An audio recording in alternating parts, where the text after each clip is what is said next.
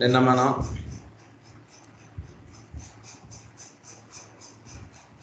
మనస్సు ఒక్కొక్క ప్లేన్లో పనిచేయడం అనేటువంటి విషయం చెప్పుకుంటూ వస్తున్నాం.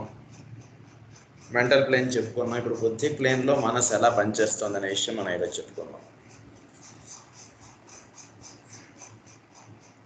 On buddhic levels, discriminative power here demonstrates as ability to distinguish between the abstract and the concrete.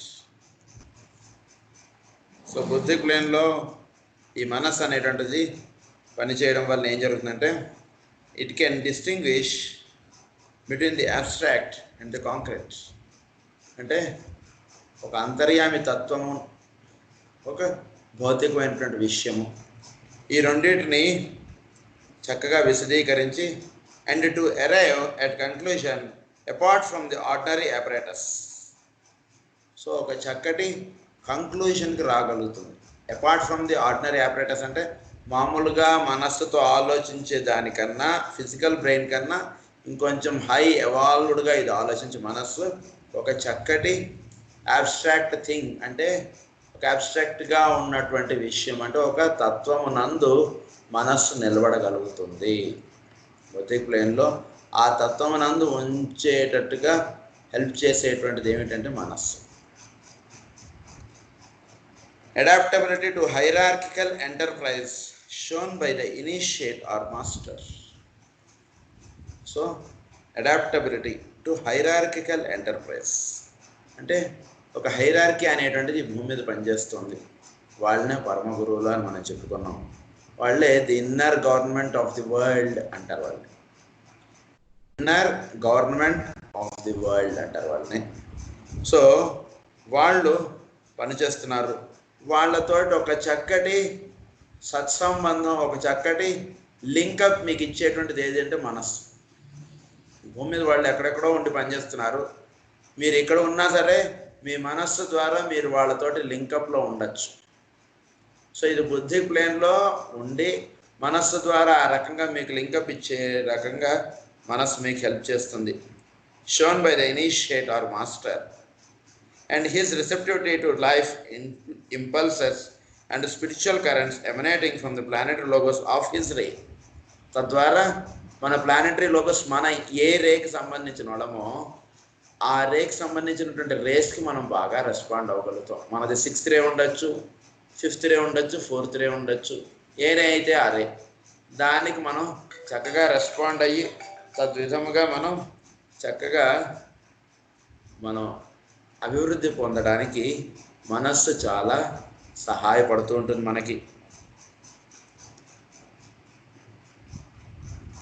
A thing at this stage impossible of conscious realization. ఈ క్షణంలో మీరు అది కొంచెం అర్థం అవడం కష్టం. ఇది సాధన చేసుకుంటూ వెళుతూ ఉంటే, బుద్ధిక్ ప్లేన్లో ఉండడం అనేటువంటిది అలవాటు అవుతుంటే అప్పుడు మీకు ఇది తెలియబడుతుంది అని చెప్తున్నారు. In the ordered purpose which guides the choice by a master of one of the 7 paths of endeavor. In the ordered purpose అంటే ఒక పర్పస్ అనేటువంటిది ఫుల్ఫిల్ అవ్వడం అనేటువంటిది ప్రధానంగా ఈ భూమి మీద వర్తింపబడుతూ ఉంటుంది. దానికి విధముగా వీడు రెస్పాండ్ అవ్వడం అనేటువంటిది ఉంటుంది. మనస్సు బుద్ధి ప్లేన్లో ఉంటాయి. అంటే భూమి మీద పర్పస్ అనేటువంటిది ఉంటే వీడు ఆ పర్పస్కి తగ్గట్టుగా వీడు రెస్పాండ్ అవుతుంటాడు. భూమి మీద ఉండేటువంటి పర్పస్కి తగ్గట్టుగా తన యొక్క లైఫ్ని ఏర్పాటు చేసుకుంటాడు. So in the ordered purpose which guides the choice by a master. So master అనేవాడు ఈ జీవుడికి ఒక చక్కటి ప్రణాళిక ఇస్తాడనమాట. భూమి మీద నిర్వర్తింపవలసినటువంటి ప్రణాళిక ఇస్తాడు. అది మనస్సు ద్వారా, మనం బుద్ధి ప్లేన్లో ఉన్నప్పుడు మనస్సు ద్వారా దాన్ని గ్రహించుకోగలుగుతాం అది చెప్తున్నారు. Thus, choice is based on knowledge and not a desire. So ఈ స్థితిలో ఉన్నటువంటి వాడు చాయిస్ అనేటువంటిది, అక్కడ పర్పసే వీడి చాయిస్, కానీ వీరికి డిజైర్ అంటూ ఏముండదు. అంటే నాకు ఢిల్లీలో ట్రాన్స్ఫర్ ఇవ్వండి, ఢిల్లీలో అయితే నాకు బాగుంటుంది, ఇలా ఉండదు. ఎక్కడ అవసరం అయితే అది వాడు చాయిస్గా వాడు ఎంచుకుంటాడు. ఒక విలేజ్ అయినా సరే అక్కడ వెళ్ళి ఉంటాడు, ఒక ఢిల్లీ అయినా సరే వాడు వెళ్ళి అక్కడ ఉంటాడు అన్నమాట. అది ఢిల్లీనా, అది ఒక కుగ్రామమా, దాంతో సంబంధం లేదు. పర్పస్ ఉందంటే చెప్పండి, వెళ్ళిపోతాం అంతే. Purpose is required. Purpose fulfilling is more required than the place which we choose. Delhi వెళ్ళి మనం అక్కడ పర్పస్ సర్వ్ అవ్వలేదు అనుకోండి, యూజ్ ఏమిటి? అలా కాకుండా మన పర్పస్ సర్వ్ అవ్వడానికి విలేజ్ అయినా సరే వెళ్ళడానికి రెడీగా ఉంటాడు వీడు. మాస్టర్ యొక్క కార్యక్రమం నిర్వహించడానికి ఏ ప్లేస్కి అయితే ఆ ప్లేస్కి ఇమీడియట్గా వీడు వెళ్ళిపోతాడు. అక్కడ వీడి యొక్క సెలక్షన్ ఏమీ ఉండదు. మాస్టర్ యొక్క చాయిస్ వీడి సెలక్షన్గా మనస్సు బుద్ధి ప్లేన్లో ఉన్నప్పుడు ఇది పనిచేస్తూ ఉంటుంది. In the conscious transmutation he undertakes in the work of evolution. In the conscious transmutation he undertakes in the work of evolution and in the gradual transference of his own life. So వీడు అంటే ఇక్కడ జీవుడుగా ఉంటున్నటువంటి వాడు he undertakes in the work of evolution. వీడు ఈ చోటులో evolution సంబంధించినటువంటి వర్క్కి తగ్గట్టుగా వీడు ట్రాన్స్మ్యూట్ అవుతాడు. హయ్యర్ ప్లేన్స్కి వీడు వెళ్ళడానికి కావాల్సినట్టుగా మనస్సు వీడికి సహాయపడుతుంది. ఎందువల్లంటే in the gradual transference of his own life and the life of his group into the monadic aspect which is reflected in the buddhic. So monadic ఆస్పెక్ట్లోకి అంటే భౌతికంగా ఉంటూ వీడు కొంచెం మెంటల్ ప్లేన్ బుద్ధిక్ ప్లేన్లోకి వెళ్ళి ఆ తర్వాత మొనాడిక్ లెవెల్లోకి వీడు వెళతాడు. దీని అంతటికి కూడా సహకారంగా ఉండేటువంటిది ఏదిటి అంటే మనస్సు. మనస్సు సహకరించకపోతే సాధన ఉంటుంది. ఇది బాగా గుర్తుంచుకోండి. మనస్సు యొక్క సహకారం మనకి ఎంత సహకరిస్తే సాధన అంత బాగుంటుంది. మనకి మనస్సు ఎక్కువగా మనకు సహకారంగా ఉండాలంటే తద్విధముగా మనం ధ్యానం చేసుకోవాలి. ధ్యానం చేసుకుంటూ ఉంటే మనస్సు సహకారం పెంచుతూ ఉంటుంది. మనస్సు ఎప్పుడైతే తన సహకారాన్ని ఇస్తుంటుందో మనకి ధ్యానము యోగం ఇవన్నీ కూడా బాగా ఈజీగా అలవడుతుంటాయి. అది ఇక్కడ ప్రధానంగా. ఇదే ఆత్మిక్ లెవెల్స్ అంటే ఫిఫ్త్ ప్లేన్లోకి వెళ్ళేవాడికి in the selective work of an adept as it relate to planetary manifestation and the discriminative power which guides all action relating to his own planet. So తన ప్లానెట్కి తగ్గట్టుగా which guides all action. So వీడు నిర్వహించేటువంటి పనులన్నీ కూడా ఆ ప్లానెట్కి తగ్గట్టుగా వీడు రెస్పాండ్ అవ్వడం అనేటువంటిదిగా ఉంటుంది. అంటే వీడు let my plan be an epitome of the divine plan, let my purpose the purpose of our earth అని అంటాం. అంటే ఎర్త్ యొక్క పర్పస్ వీడి పర్పస్ ఒకటిగా అవ్వటం అనేటువంటిది ఎప్పుడు జరుగుతుందంటే వీడు ఆత్మిక్ లెవెల్స్లోకి వెళ్ళినప్పుడు ఈ భూమి మీదకి పర్పస్ ఉన్న వీడి పర్పస్ ఒకటైపోతాయి. అది ప్రధానంగా జరుగుతుంటుంది.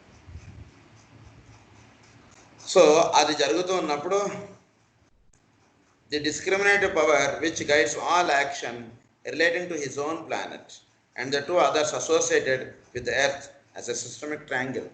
ఈ ఎర్త్తో పాటు వీడికి సహకారాన్ని అందించేటువంటి ఇంకొక 2 ప్లానెట్స్ ఉన్నాయి. అవే Venus, Jupiter.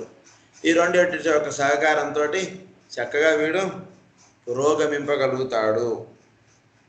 The adaptation of groups అంటే దేవా group and human group two certain types of influence. So కొన్ని ఇన్ఫ్లుయెన్సెస్కి కొన్ని వైబ్రేషన్స్కి హ్యూమన్స్ ఎక్కువగా రెస్పాండ్ అవుతారు, కొన్నిటికి దేవా ఎక్కువ రెస్పాండ్ అవుతారు. Which emanate extra systemically and which from high cosmic levels play upon groups fostering certain attributes for which we have as yet no terminology. అంటే cosmic లెవెల్స్లో వచ్చేటువంటి వైబ్రేషన్స్కి దేవా కింగ్డమ్ రెస్పాండ్ అవుతుంటుంది, అలాగే కొందరు హ్యూమన్స్ రెస్పాండ్ అవుతుంటారు. అప్పుడు కూడా మీకు ఆ రెస్పాండ్ అవ్వడం అనేటువంటిది జరగాలి అంటే మీకు మనస్సు చక్కగా ఉంటే రెస్పాండ్ అవ్వగలుగుతారు. ఈ రెస్పాండ్ అవ్వడానికి ఏం చెప్తారంటే ఇదివరకు మనం చెప్పుకున్నాం, డాగ్ తొందరగా రెస్పాండ్ అవ్వగలుగుతుంది. అందుగురించి డాగ్ మనకి దగ్గరలో ఉండేటట్టుగా చూసుకుంటే ఆ కాస్మిక్కి సంబంధించినటువంటి ఇన్ఫ్లుయెన్సెస్కి డాగ్ రెస్పాండ్ అవుతుంది. డాగ్ నుంచి మనకి ఆ వైబ్రేషన్స్ అందుతూ ఉంటాయి. ఇది ఒకటి చాలా పాత్ కొంచెం ఈజీగా అవ్వడానికి చేసుకునేటువంటి మార్గం ఇది. ఎప్పుడైతే ఆ కాస్మిక్ లెవెల్స్ మనకి అందుతూ ఉంటాయో మన యొక్క విచ్చుకోవడం లేదా లిబరేషన్ అనేటువంటిది ఇంకాస్త బాగా సాగుతూ ఉంటుంది. The synthesizing work of the Brahma aspect as it works out in the blending of the 4 minor rays. So Brahma aspect అంటే ఈ సింథసైజింగ్ వర్క్ మనం చెప్పుకున్నాం కదా, lower 4 merging in the third is nothing but the Brahma aspect. So ఈ lower 4 వెళ్ళి బ్రహ్మ ఆస్పెక్ట్లో కలవాలంటే అది ఆత్మిక్ లెవెల్లో ఉన్నటువంటి మనస్సు మీకు సహకారంగా ఉండాలి. ది 5th ఆస్పెక్ట్ అది ఇక్కడ చెప్తున్నారు. అదేవిధంగా the transmutation which results in planetary obscuration in connection with 5 of the heavenly men and which as in the previous work of synthesis. So ఈ ట్రాన్స్మ్యుటేషన్ అనేటువంటిది ప్లానటరీ లెవెల్లో జరుగుతున్నప్పుడు సో ఈ 5 హెవెన్లీ మెన్ ఉంటారు. 5 హెవెన్లీ మెన్ యొక్క సహకారంతో, అంటే మామూలుగా అయితే 7 హెవెన్లీ మెన్, ఈ అబ్స్క్యురేషన్ అయ్యేటప్పటికి ఏమవుతుందంటే ఈ 5 అంటే ఇప్పుడు చెప్పారు కదా lower 4 merging in this Brahma aspect. So అందు గురించి ఇక్కడ ఏమన్నారంటే 5 హెవెన్లీ మెన్ అని చెప్పారు. And which as in the previous work of synthesis. So ఇంతకుముందు ఎలా అయితే సింథసిస్ అయిందో అదే విధంగా సింథసిస్ అవ్వడం అనేటువంటిది ఉంటుంది ఇప్పుడు కూడా. Concerns మైక్రోకాస్మిక్ evolution. సో ఇది మెయిన్గా దేన్ని కన్సర్న్గా ఇది అవుతుంటుంది అంటే మైక్రోకాస్మిక్ ఎవల్యూషన్. అంటే జీవులు భూమి మీద ఉన్నటువంటి మానవులు పరిణితి సాధించినప్పుడు ఈ స్టెప్ జరుగుతుంది. And is participated in by man. అది దీనిలో మానవుడు ఉంటుండడం వల్ల ఇవన్నీ కూడా జరుగుతాయి. I would call attention to an interesting point. ఇక్కడ ఒక ముఖ్య విషయం చెప్తాను వినండి అంటున్నారు. As more and more of the monads are resolved back into their source. So జీవులందరూ కూడా ఈ విధంగా చక్కటి ఆధ్యాత్మిక సాధన ఈ రకంగా చేసుకుని వాళ్ళు పరిణితి ఎవల్యూషన్లో చక్కగా లిబరేట్ అయ్యారనుకోండి. జీవులందరూ కూడా లిబరేట్ అయితే తద్వారా హెవెన్లీ మెన్ కూడా లిబరేట్ అవుతారు. అంటే ఈ హెవెన్లీ మెన్ అంటే ఎవరు? Is nothing but group of people. ఒక గ్రూప్ని రిప్రజెంట్ చేసేవాడు హెవెన్లీ మెన్. ఆ గ్రూప్ వాళ్ళందరూ కూడా లిబరేట్ అయితే హెవెన్లీ మెన్ ఆటోమేటిక్గా లిబరేట్ అవుతాడు. సో హెవెన్లీ మెన్ ఎప్పుడైతే ఆటోమేటిక్గా లిబరేట్ అవుతాడో అప్పుడు వాడికి ఫిజికల్ షీట్ యొక్క అవసరం ఉండదు. Physical plane, dense physical body అనేటువంటిది అవసరం ఉండదు. ఎందుకంటే వీళ్ళందరూ కూడా లిబరేట్ అవుతారు కాబట్టి. From the point of view of universal or group consciousness it is occurring now. So అది ఇప్పుడు జరుగుతోంది అన్నారు. Heavenly men in whose body they are the cells. Though this may not look to human vision as extending over a profound long period, from the point of view of universal or group consciousness it is occurring now. ఒక universal or group consciousness లెవెల్లో ఒక heavenly మెన్కి ఈ విధంగా అంటే ఒక change అనేటువంటిది రాబడుతోంది ప్రస్తుత conditions అని చెప్తున్నారు. అంటే యాక్చువల్గా ఇప్పుడు జరుగుతున్న కండిషన్ కూడా అదే మనకి. సో అది మనం జాగ్రత్తగా అది మనం అర్థం చేసుకోవాలి. ఇప్పుడు జరుగుతున్నటువంటి కండిషన్ కూడా ఎవరైతే చక్కగా ఎవల్యూషన్కి దగ్గరలో ఉంటారో వాళ్ళందరూ కూడా ఈ హెవెన్లీ మెన్లో సెల్స్గా ఉండి వాళ్ళందరూ కూడా అప్లిఫ్ట్ అవ్వడానికి ఇది చాలా చక్కటి సమయం. For instance such an event as the obscuration of the manifestation of the logos of our earth scheme is already in process. అది మన ఎర్త్ స్కీమ్ ఈ అప్లిఫ్ట్మెంట్కి ఒక చక్కటిగా సాగుతూ ఉన్నటువంటి కార్యక్రమం. అంటే ఎవరెవరైతే ఈ చక్కటి సాధన చేసుకుంటూ ఉంటారో వాళ్ళందరినీ కూడా రిప్రజెంట్ చేసేటువంటి హెవెన్లీ మెన్ ఒకటి ఉంటాడండి. ఆ హెవెన్లీ మెన్ వీళ్ళందరి ద్వారా లిబరేట్ చేస్తారు వీళ్ళందరినీ. సో అదే ఇప్పుడు భూమి మీద నడుస్తోంది అని కూడా చెప్తున్నారు. అండ్ బిగాన్ ఇన్ లెమూరియన్ డేస్, అంటే థర్డ్ రూట్ అప్పటి నుంచి జరుగుతోంది. ఇది ఇంకాస్త ఇప్పుడు కొంచెం ఎక్కువగా సాగుతూ ఉండేటువంటి విషయం ప్రస్తుతం. As regards monadic discrimination, adaptability, purpose and transmitive process it is needless to enlarge. So monadic discrimination అంటే మొనాడ్ అంటే ఏమిటి అంటే మొనాడ్ అంటే అంటే నేను చెప్పాను 6th ప్లేన్ అనుకోండి. 7th ప్లేన్ ఓన్లీ ఇది ఉండేటువంటిది. 6th ప్లేన్లో ఉండేటువంటిది మొనాడ్. ఆ మొనాడ్ నుంచి జీవులు ఆత్మలు అనేటువంటి వస్తున్నాయి. దానికన్నా కింద ఉన్నది ఆత్మ, దానికన్నా కింద ఉన్నటువంటిది బుద్ధి, దానికన్నా కింద ఉన్నటువంటి మైండ్, దానికన్నా కింద ఉన్నటువంటిది యాస్ట్రల్, దానికన్నా కింద ఉన్నటువంటి ఫిజికల్. ఈ రకంగా మొనాడ్ నుంచి ఆత్మలు అనేటువంటి భూమి మీదకి వస్తున్నాయి. కనుక ఎటువంటి వాడికి సంబంధించినటువంటి మొనాడ్ అటువంటి వాడిగా ఉంటుంది. సో మొనాడ్ అనేటువంటిది ఒక ఇది స్థితి. దాని నుంచి జీవులు ఆత్మలుగా మొదలై వాళ్ళు భూమి మీదకి వస్తుంటారు. అంటే ఎవరి క్యారెక్టర్ ఆఫ్ దానికి సంబంధించిన మొనాడ్ ఒకటి ఉంటుంది. ఒక ఇది అంటే నా బ్యాంక్ నేను ఆంధ్ర బ్యాంక్కి సంబంధించింది ఉంటుంది నా డిపాజిట్, మీది ఇంకో దాంట్లో ఉంటుంది, మీది స్టేట్ బ్యాంక్లో ఉండొచ్చు, ఇంకొకటిది లేదా విజయ బ్యాంకులో ఉండొచ్చు, ఈ రకంగా ఉంటుంటాయి. సో మొనాడ్ అంటే ఒక బ్యాంక్ లాంటిది అనుకోండి, దాని నుంచి వస్తుంటారు అన్నమాట. All these ideas and concepts are of value only in so far as they produce within the thinker a more intelligent appreciation of the grandeur of the divine plan. So ఈ రకంగా ఈ divine plan అనేటువంటిది the thinker అనేవాడు ఒకడు ఉన్నాడు.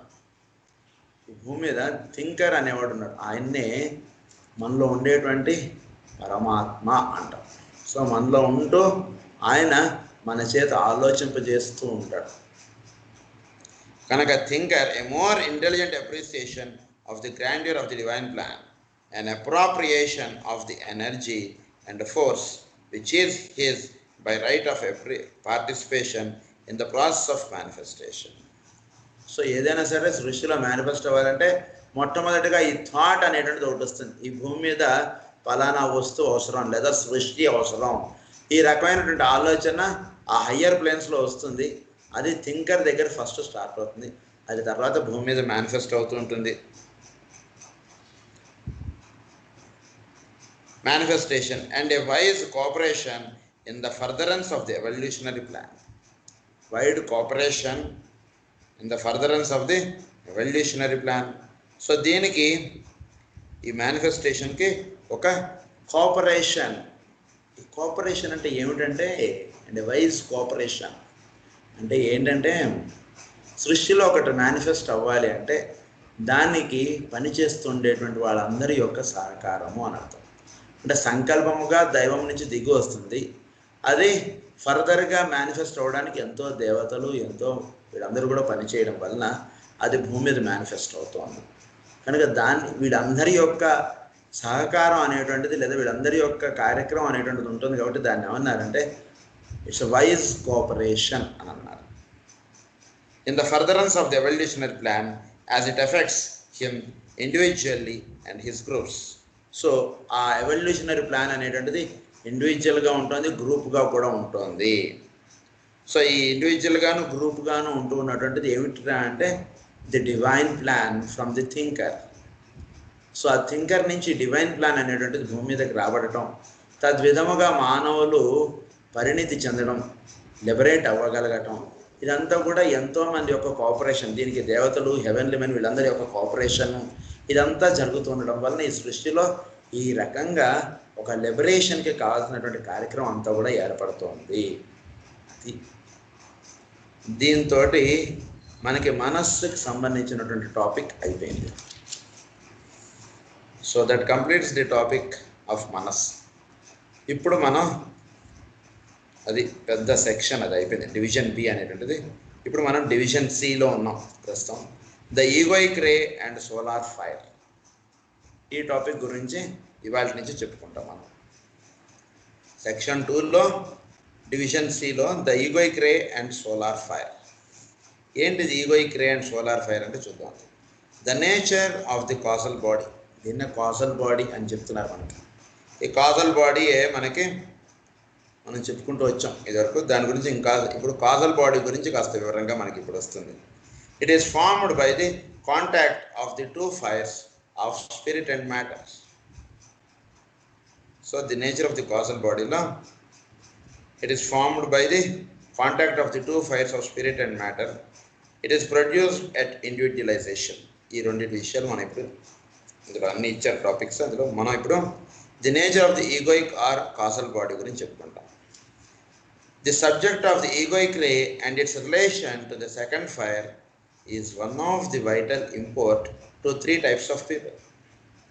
Those who are interested in the true psychology or in the evolution of the psyche, those who are on ఎవరెవరైతే ఇప్పుడు egoic ray and its relation to the second fire, మనలో ఉంటున్నటువంటి second fire ఏమిటి అనేటువంటిది మీ అందరికి గుర్తుంది అనుకుంటా.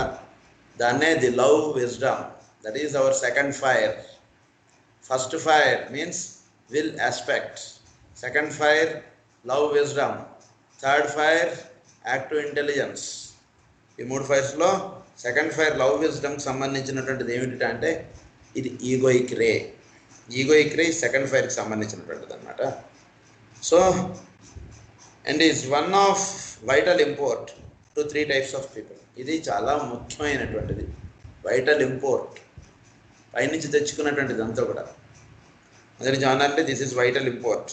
అయితే ఇక్కడ ఏం చెప్తున్నారంటే those who are interested in the true psychology, ఎవరెవరైతే ఈ జ్ఞానం గురించి మరింత తెలుసుకుందామని అనుకుంటున్నారో, are in the evolution of the psyche, those who are on or nearing the path and hence are coming more and more in to touch with their own ego.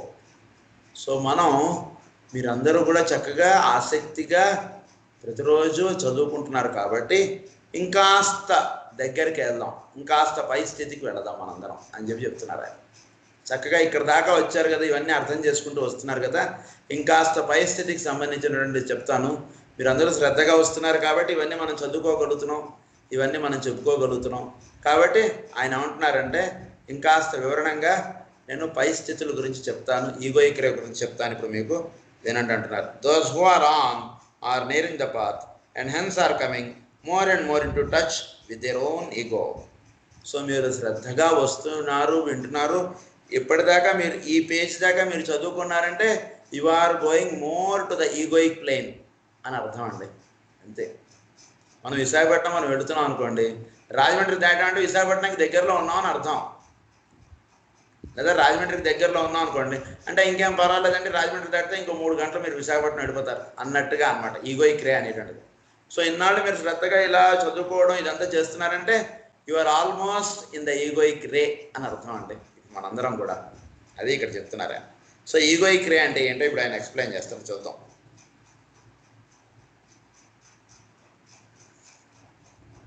Those who work with the souls of men, the servers of the race.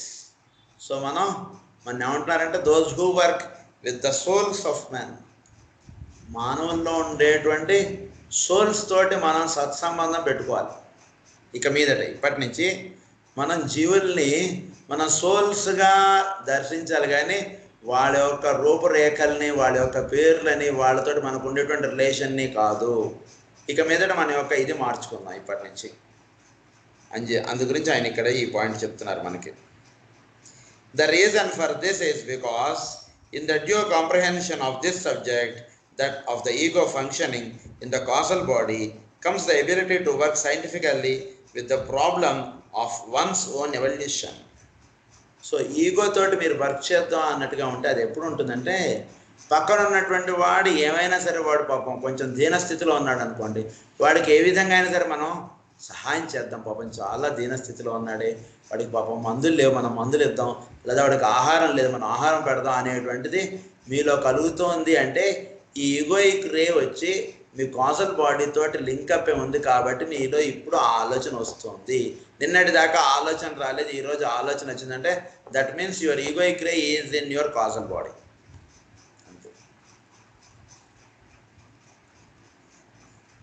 To do good work in aiding the evolution of once brother. So ఒక good work చేయడానికి నీ తోటి వాడికి నువ్వు సహకారం అందించడానికి నువ్వు ముందు నుంచున్నావు కాబట్టి ఆటోమేటిక్గా నీలో ఇది జరిగింది కాబట్టి నీ యొక్క ఆలోచన వచ్చింది. లేకపోతే మనం ఎందుకు చేయాలి, మన పాటికి మనం పోదాం, మనకు టైం అయిపోతుంది అనేటువంటి దృష్టి ఉంటుంది. కానీ నీ పక్కన ఉన్నటువంటి సహాయం చేద్దాం అనేటువంటి దృష్టి నీకు వచ్చింది అంటే డెఫినెట్గా నీలో ఈగోయిక్ రే అనేటువంటిది పనిచేస్తుంది అని అర్థం. It started functioning in your body అని అర్థం. Egoic manifestation is produced through the medium of 2 fires. So the manifestation of egoic ray is produced by through the medium of 2 fires. Event or 2 fires lo chuddam.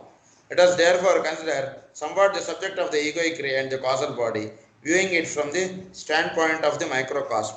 Microcosm ante human anartham, jiva prajnalu anartham, and leaving the student to work out for himself the analogies where the logos is concerned, conjuring him to bear in mind that the analogy must ever be drawn with due emphasis upon the fact that all that the human units can comprehend is the manifestation of the solar logos in a physical body. So, ఏంటంటే కనుక ఈ egoic manifestation అనేటువంటిది జరుగుతూ ఉన్నప్పుడు మనం అంటే జీవుల్లో himself the analogies where the logos is concerned, అంటే ఈ లోగోస్ మనలో 3 లోగోస్ ఉన్నాయి కదా, the first logos, the second logos and the third logos. ఈ logos is concern conjuring him to bear in mind అంటే that the analogy must ever be drawn with due emphasis. So ఈ analogy అంటే దీని గురించి విశదీకరించి చెప్పేబడేటువంటి విషయము upon the fact that all the human unit can comprehend is the manifestation of the solar logos. So ఈ solar logos అంటే సౌరమండలం అంటే ఏమిటో అది ఇది ఒక ఫిజికల్ బాడీగా మీరు అర్థం చేసుకుంటే ఇప్పుడు ఈగోయిక్ రే అంటే ఏంటో మీకు చెప్తాను అని అంటున్నారు. సౌరమండలం అంటే మీ ఫిజికల్ బాడీ. ఇప్పుడు ఫర్దర్గా చెప్తారన్నారు. In all manifestation as we well know we have duality producing triplicity. We have duality, మనలో డ్యూయల్ నేచర్ అనేటువంటిది ఉందని చెప్పుకున్నాం మన దగ్గర. ఒకటి భౌతికమయము, రెండవది ప్రజ్ఞామయము. రెండుగా ఉంటుంటాం మనం ఎప్పుడు కూడా. మనలో ఉండేటువంటి ప్రజ్ఞ వీలైనంత వరకు మనం మాట్లాడదు. ఓన్లీ భౌతికమయంగా భౌతికమైనటువంటి ప్రజ్ఞతోటి మనం భౌతికమైనటువంటి దేహంతోటి మనం చుట్టూతో ఉండేటువంటి రిలేషన్స్ అన్నీ మనం ఎస్టాబ్లిష్ చేసుకుంటూ ఉంటాం. లోపల అంతర్ముఖంగా వెళ్ళి చేసుకునేటువంటి సాధన ఒకటి, బహిర్ముఖంగా చేసుకునేటువంటి కార్యక్రమం ఒకటి. రెండు ఉంటాయి మనకి ఇప్పుడు. కానీ ఈ రెండు అది మనకి ఇక్కడ ఏమని చెప్తారంటే స్పిరిట్గా ఉండటం లేదా బాడీ ఫారంగా ఉండటం. అయితే స్పిరిట్కిను బాడీకి మధ్యలో ఇంకొకటి ఉంది. స్పిరిట్గా ఉండటం అంటే ఏంటి? స్పిరిట్గా ఉండడం అంటే చుట్టూతా ఉన్నటువంటి దాంతో మనం దానితోటి సింక్రనైజ్ అయిపోయి దానితో ఒకటిగా అయిపోయి ఉండడం అనేటువంటిది స్పిరిట్గా ఉండడం. అది ఒక పద్ధతి జీవించడం. ఇంకొక పద్ధతి ఏమిటంటే చుట్టూతా ఉండేది వేరు, నేను వేరు అని భావించి జీవించడం అనేటువంటిది ఒక పద్ధతి. ఈ రెండింటి పద్ధతులకి మధ్యలో ఇంకొక పద్ధతి ఉందండి. సో ఈ డ్యూయాలిటీ ఈజ్ మేకింగ్ ట్రిప్లిసిటీ అంటున్నారు. ఏంటది ఇప్పుడు చెప్తున్నారు. Spirit meets and contacts matter. So మనలో ఉండేటువంటి స్పిరిట్ అంటే first logos is contacting the matter, that is the third logos. Ego the consciousness aspect. అది the result of that contact is the birth of the son or the ego. మనం the birth of the son, SYN son గురించి మనం చాలా చెప్పుకున్నాం ఇవాళ. అది ఈ రెండు కాంటాక్ట్ అవ్వడం వల్ల వచ్చేటువంటిది ఎవరిట అంటే the birth of the son. దీన్నే మనకి ఏమని చెప్పారంటే స్పిరిట్ని ఫాదర్ ఆస్పెక్ట్ అన్నారు, మ్యాటర్నేమో ఈ ఫారంనేమో మదర్ ఆస్పెక్ట్ అన్నారు. ఈ రెండింటి యొక్క లింక్గా ఏర్పడుతున్నది ఏమిటంటే ది సన్ ఆస్పెక్ట్ అని చెప్పారు మనకి. అందుగురించి ఆ సన్ ఆస్పెక్ట్ ఏదైతే ఉందో అదే ఈగో చెప్తున్నారు. మనలో ఈగోగా వర్తిస్తున్నది ఏమిటంటే the son aspect. The consciousness aspect, దాన్నే ది కాన్షియస్నెస్ అని కూడా అంటాం. The egoic manifestation is therefore the middle aspect, the present of atonement and the place of balance or of equilibrium. It is the place of balance or of equilibrium. మనలో అటు పూర్తిగా భౌతికమయంగా కనబడేటువంటి వస్తువుని అది పూర్తిగా matter లేదా ఫారంనే చూస్తూ జీవించే వాళ్ళు కొందరు ఉన్నారండి. అంటే మనం జనరల్గా జీవించేటువంటి విధానం. అలా కాకుండా చుట్టూతో ఉండేదంతా కూడా ఓన్లీ ఇదంతా దైవ ప్రజ్ఞ చేత నిండబడి ఉంది, దైవ ప్రజ్ఞ చేత ఇదంతా తయారు చేయబడినటువంటిది అని చెప్పి స్పిరిట్గా మాత్రమే గుర్తుండేవాడు కొందరు ఉన్నారు. కానీ నిజమైనటువంటి యోగ సాధకుడు ఏం చేస్తాడంటే ఈ రెండింటికి మధ్యలో ఇంకొకటి ఉంది. ఏంటంటే ఆ కనబడేటువంటి వస్తువు భౌతికంగా ఉంది అన్నది కరెక్టే, ప్లస్ దానిలో ఉన్నటువంటి స్పిరిట్ వలన అది అలా నిల్చున్నది అన్నది కరెక్టే. సో అది స్పిరిట్ ఉంది అందులో, ప్లస్ ఫారం కూడా ఉంది. రెండు అట్ వన్స్ ఉంటున్నాయి కనుక ఆ రెండింటిని దృష్టిలో పెట్టుకొని వాడు వ్యవహరించేటువంటి వాడు మధ్యలో ఇంకొకటి ఉన్నాడు. రెండూ గుర్తుండాలి మనకు జనరల్గా ఒకటే గుర్తుంటుంది, ఫారం ఆస్పెక్టే గుర్తుంటుంది కానీ స్పిరిట్ ఆస్పెక్ట్ గుర్తుండదు. కనుక ఫారం ఆస్పెక్ట్ గుర్తుండాలి, స్పిరిట్ ఆస్పెక్ట్ గుర్తుండాలి. ఈ రెండు గుర్తుండాలి మనకి. It should be noted that the analogy between the logos and man is not accurate, for man has to undergo the whole process within the solar periphery, while the logos goes through the stage analogous to that which the man undergoes when his astral sheath clothes itself with etheric matter and he takes physical incarnation.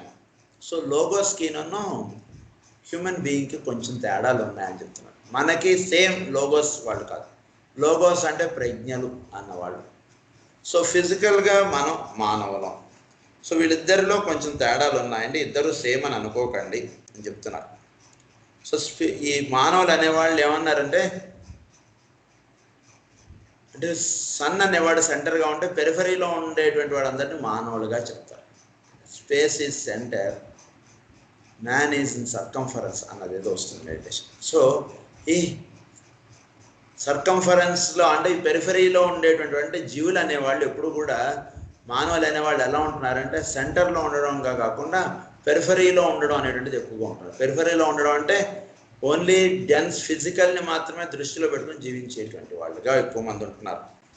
So అలా ఉండడం అనేటువంటిది ఒకటి. అయితే ఈ logos అనేవాళ్ళు మాత్రం ఏంటిటంటే వాళ్ళు in which the man undergoes when his astral sheath clothes itself with etheric matter. వాళ్ళ యొక్క ఆస్ట్రల్ షీత్ ఈథరిక్ మ్యాటర్ తోటి ఉంటుంది. లోగోస్ ఈథరిక్ ప్లేన్లో ఉంటారు ఈ లోగోస్. వాళ్ళ యొక్క ఆస్ట్రల్ షీత్ అంటే ది సెకండ్ ప్లేన్. సో ఈ సెకండ్ ప్లేన్లో వాళ్ళకి ఈథరిక్ షీత్ అనేటువంటిది ఉంటుండడం వల్ల వాళ్ళు ఈథరిక్ మ్యాటర్గా రిప్రజెంట్ అవుతూ ఉంటారు. ఈథరిక్ ప్లేన్లో వాళ్ళు రిప్రజెంట్ అవుతుంటారు వాళ్ళు ఈ లోగోస్ అనేవాళ్ళు. And he takes physical incarnation which was touched upon when considering the subject by fire by friction. ఎప్పుడైతే ఈ ఫైర్ బై ఫ్రిక్షన్ అనేటువంటిది ఇవ్వబడుతుందో అప్పుడు వాళ్ళు ఫిజికల్గా వాళ్ళు బాడీ తీసుకుంటూ ఉంటారు ఈ లోగోస్ అనేవాళ్ళు. It will consequently be apparent that in considering the manifestation of the ego we are dealing with the point of central emphasis in man's threefold manifestation. So ego గురించి తెలుసుకోవడం అంటే మ్యాన్ ఈజ్ ఇన్ త్రీఫోల్డ్. అదే ఈ త్రీఫోల్డ్. ఒకటి spirit, రెండు love wisdom, మూడు active intelligence. ఇలా త్రీఫోల్డ్గా మ్యాన్ ఈజ్ మేనిఫెస్టెడ్.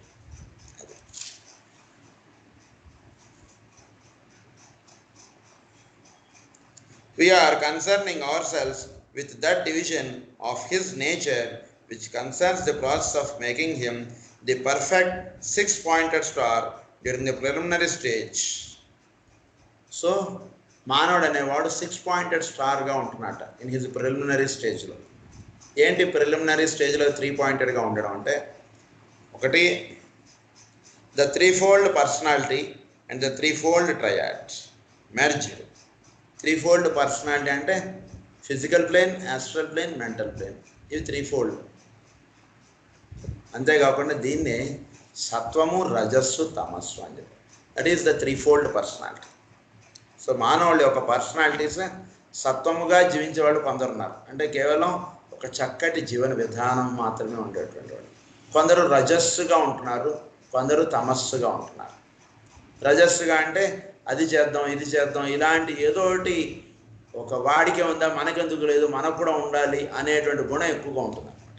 అదేదో చేసేద్దాం, ఇది ఇప్పుడు ఊరికినే కూర్చోవడం అనేటువంటిది ఇష్టం ఉంటుంది. రజస్సు అనేటువంటిది వాడికి ఉందంటే మనకి ఉండాలి, వాడికి కారు ఉందంటే మనకి కారు ఉండాలి. ఈ రకంగా జీవించే వాళ్ళు రజోగుణమునకు సంబంధించినటువంటి వాళ్ళు. తమో గుణమునకు సంబంధించినటువంటి వాళ్ళు అంటే వాడు మాత్రమే ప్రధానము, ఈ రకంగా ఉంటుంటారు. తనది మాత్రమే, తనకి ఏర్పడటం అనేటువంటిది మాత్రమే దృష్టిగా కలిగి జీవించడం అనేటువంటి వాడు తమో గుణమునకు సంబంధించినటువంటి వాడు.